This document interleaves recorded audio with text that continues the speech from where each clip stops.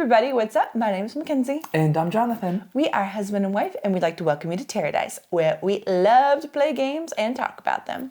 And today we're going to be talking about a game called Origin Story. This is a trick-taking engine-building game brought to us by Pete Wissinger and Jamie Stegmaier from Stonemaier Games. Yes, so this is a game all about superheroes.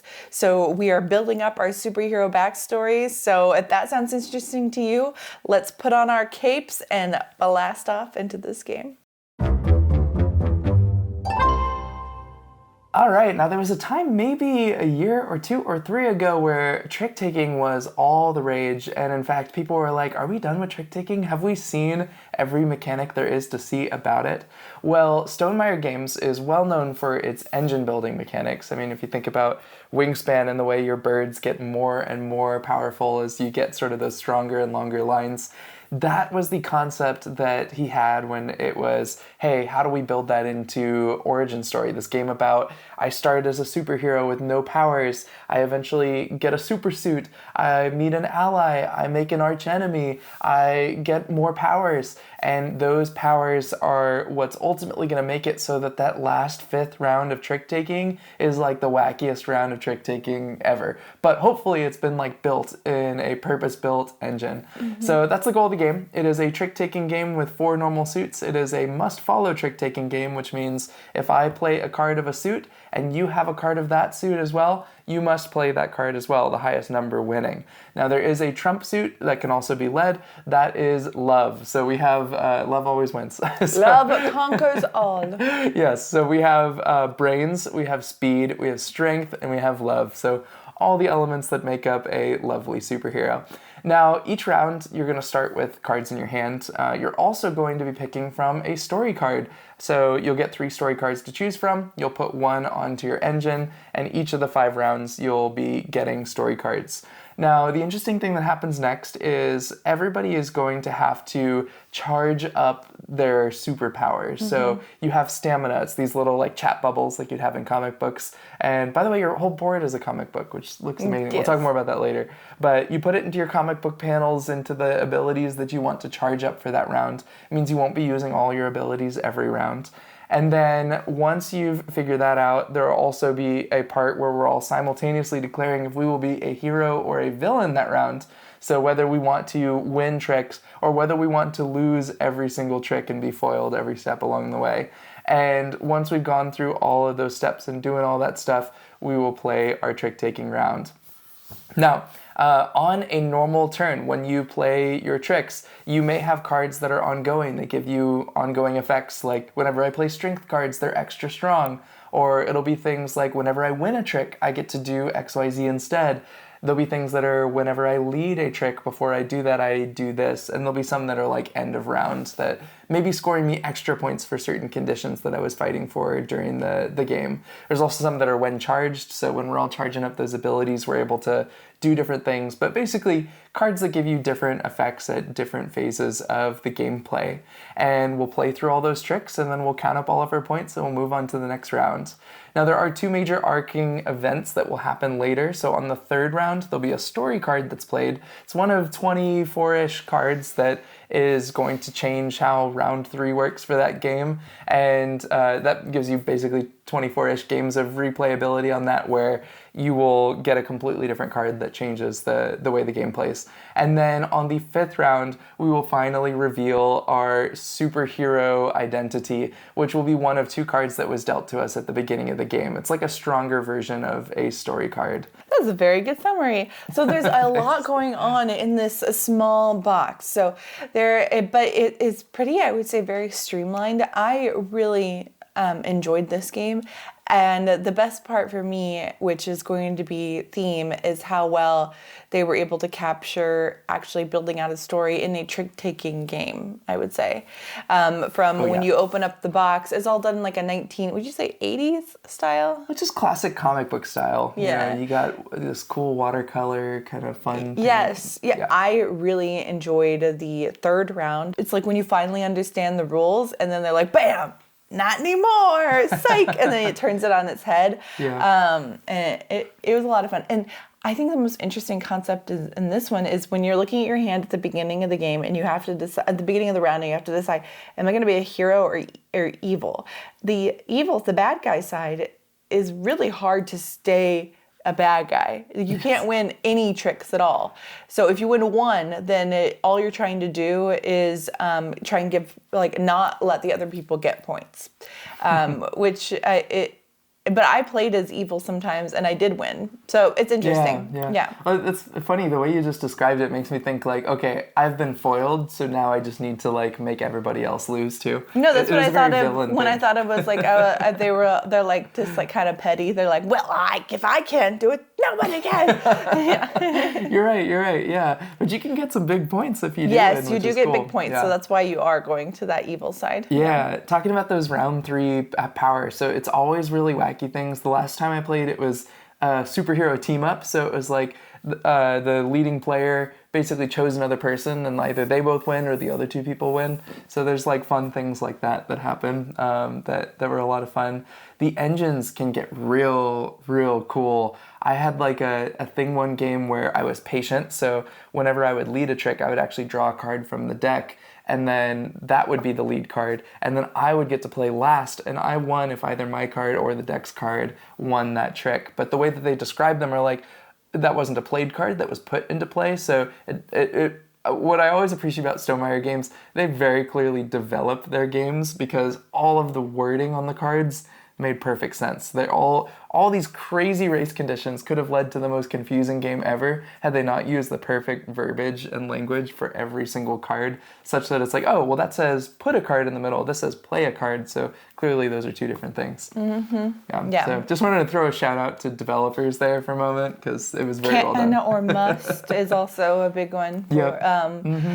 So speaking of being a Stonemaier game, so if you are familiar, they're known for doing like Tapestry, Wingspan, Viticulture, like a site, like a whole host of lots and lots of games.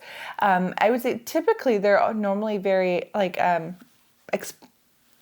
large, and like the setup would take a long time, and its rules would take a long time. Whether Wingspan is like, you consider it heavy or not, it does take a while to like figure out how to play. This one, I feel like you could really jump into it pretty quickly, and it comes on a smaller box size, but I felt like the gameplay was still there. I think it was refreshing to see this company who's known for their high quality products to do it in like a smaller, faster form. Yeah, and because they're leaning on an existing trick-taking mechanic, if you already know, normal must-follow trick-taking, the rulebook's only 2 or 3 pages. The then following 2 pages is, hey, what's a trick-taking game? So it's very quick. It was the kind of thing where I set it up the night before game night, and I was like, okay, I'm going to make sure I know the rules before folks show up. And then 5 minutes later, I was like, oh, okay, I know how to play. I guess it's just that. Yeah. I also really like the watercolor that is going to be in the palette of this. Mostly because I don't see, this is very board game nerd, but I don't see the board game industry really leaning into watercolor as a paint style, and I thought it was just beautifully done. And I want to check, so the art is by Clementine Campardo. Sorry if I got the name wrong, but that is the same artist who did Wormspan. Really? So really kind of... I guess that is the other watercolor-esque one. So very cool. Gosh, is it gorgeous. There are some really cool elements to the art.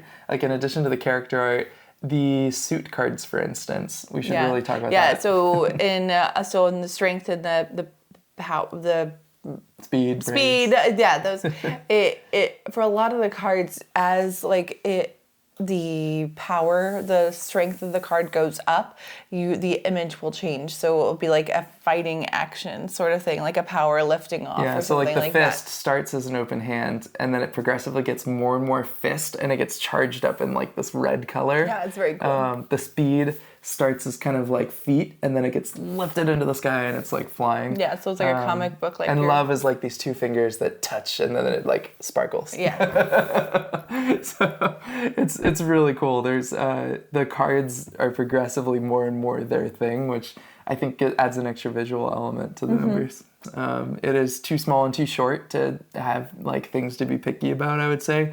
Maybe the one thing that I could say is that you don't play this to like win, like in terms of having like a competition, it is pretty swingy.